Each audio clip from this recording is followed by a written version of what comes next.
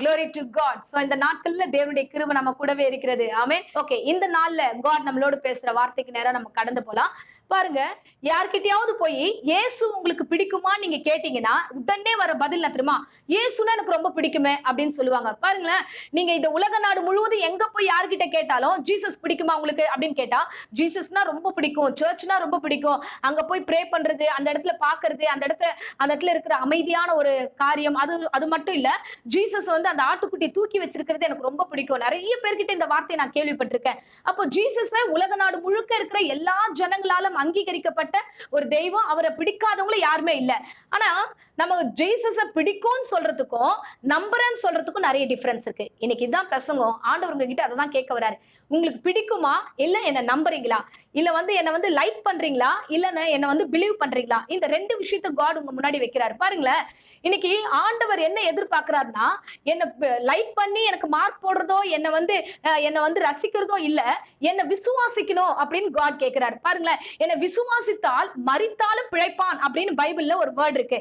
யோவான்ல இவ்விதமாய் ஒரு வசனம் இருக்கு. யோவான் 11ஆம் அதிகாரத்துல என்னை விசுவாசிக்கிறவன் மரித்தாலும் பிழைப்பான்.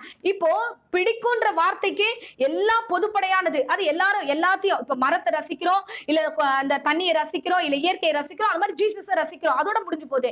நம்புறோன்றது வேற, விசுவாசிக்கிறோன்றது வேற. நீங்க விசுவாசிச்சினா மரித்த காரியம் கூட பிழைக்கும் என்று வேதம் நமக்கு இன்னைக்கு திட்டமாய் சொல்லுகிறார். உங்களுடைய காரியங்களில எதெல்லாம் மரிச்சு போயிருக்கோ, எதெல்லாம் ஒன்றும் இல்லாமல் இருக்கோ, அது எல்லாமே உயிரடையும், எல்லாமே பிழைக்கும் என்று கர்த்தர் சொல்லுகிறார். ஆமென், ஹல்லேலூயா.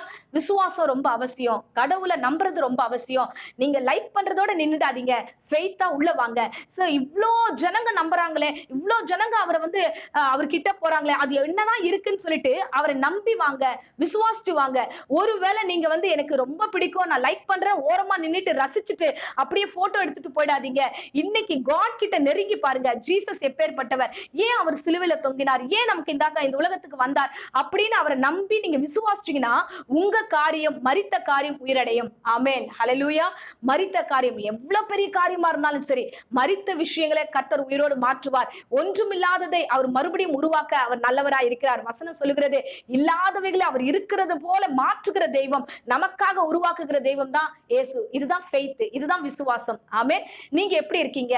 சோ நான் வந்து விசுவாசிக்கிறேன் நீங்கன்னா உங்களுடைய எல்லா காரியத்தையும் அவர் மாற்ற அவர் வல்லவரா இருக்கிறார். ஒரு காரியத்தை சொல்றேன் பாருங்களேன், உண்மையான சாட்சி இது. ஒரு ஃபாரினர் ஒரு சர்ச் வச்சு நடத்திட்டு இருந்தாரு. அந்த சர்ச் வந்து திடீர்னு ஒரு புயல்ல அது வந்து முழுசுமா இடிஞ்சு விழுந்துருச்சு, ஒன்றும் இல்லாம தரமட்டம் ஆயிடுச்சு. அப்ப அந்த பாஸ்டர் என்ன பண்ணாரு, அதுக்கு எதிரடியா உட்காந்துட்டு அதை பார்த்துக்கிட்டே இருந்தாரு. அப்ப அந்த ஊர்ல இருக்கிற ஜனங்க எல்லாம் வராங்க, வந்து அதை பாக்குறாங்க. ஐயோ, சர்ச் போயிடுச்சே, ஒண்ணுமே இல்லையே, இதை நம்பிதானே எல்லாம் இன்வெஸ்ட் பண்ண, ஒண்ணும் இல்லாம போயிடுச்சு, இப்ப நீ வந்து இப்படி வந்து உட்கார்ந்து இருக்கிறேன் அப்படின்னு சொல்லிட்டு அவருக்கு ஆறுதல் கொடுக்கறதாக அவங்க வந்து நிறைய காரியங்களை அவர்கிட்ட பேசுறாங்க. அப்போ இந்த பாஸ்டர் அவங்கள பார்த்து கேட்கிறாரு, நீங்க என்ன அதை பாக்குறீங்க அப்படின்னு கேட்டாரு. என்ன, அங்க ஒண்ணுமே இல்லையா பாஸ்டர், அங்க எல்லாமே இடிஞ்சு விழுந்து கிடக்குது, உங்க சர்ச் ஒண்ணு இல்லாம தரையில இருக்குது அப்படின்ட்டு அவங்க சொல்றாங்க. அப்போ இந்த பாஸ்டர் அவங்கள பார்த்து சொன்னாரு, நீங்க இடிஞ்சு விழுந்ததை பாக்குறீங்க, நான் என்ன தெரியுமா பாக்குறேன், அங்க வந்து ஒரு புதுசா உருவான புது சர்ச்சை பாக்குறேன். கர்த்தர் எனக்காக புது சர்ச்சை உருவாக்கி கொடுக்கறத பாக்குறேன். இப்ப இருக்கிறத காட்டுல அது ஒரு பிரம்மாண்டமா இருக்கும்ன்றத பாக்குறேன்.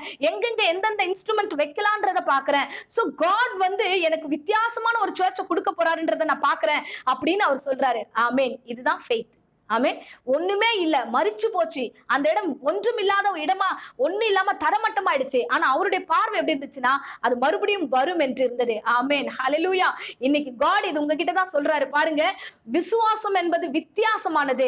இல்லாதவைகளை இருக்கிறவைகளை போல அழைக்கிற தெய்வம் அவர். நீங்க இல்லாத இடத்துல ஒரு நம்பிக்கையோடு வந்து பாருங்க, அவர் உங்களுக்கு உயிர் கொடுப்பார். இந்த பிரசங்கத்தை எவ்வளவு பேரு ஜீசஸை பத்தி அறியாதவங்க கூட நீங்க பார்த்திருக்கலாம். உங்களுக்கு காட் சொல்றாரு, நீங்க எதை குறிச்சும் கவலைப்படாதீங்க, என் கிட்ட விசுவாசத்தோட வாங்க, உங்களுக்கு புதிய காரியத்தை நான் உருவாக்குகிறேன் என்று சொல்லுகிறார். ஆமென், ஹalleluya.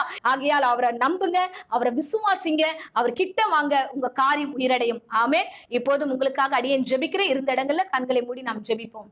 அன்பு ரட்சகா, இந்த அருமையான வேலைக்காக ஸ்தோத்திரம். கர்த்தாவே, இந்த நாள் பேசின வேத வசனத்துக்காக நன்றி செலுத்துகிற ராஜா.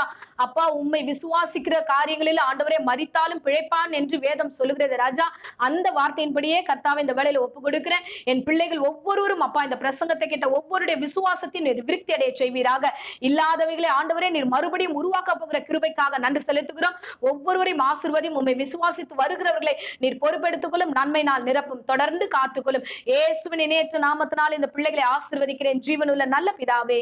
ஆமென், ஆமென். Praise the Lord. God bless you.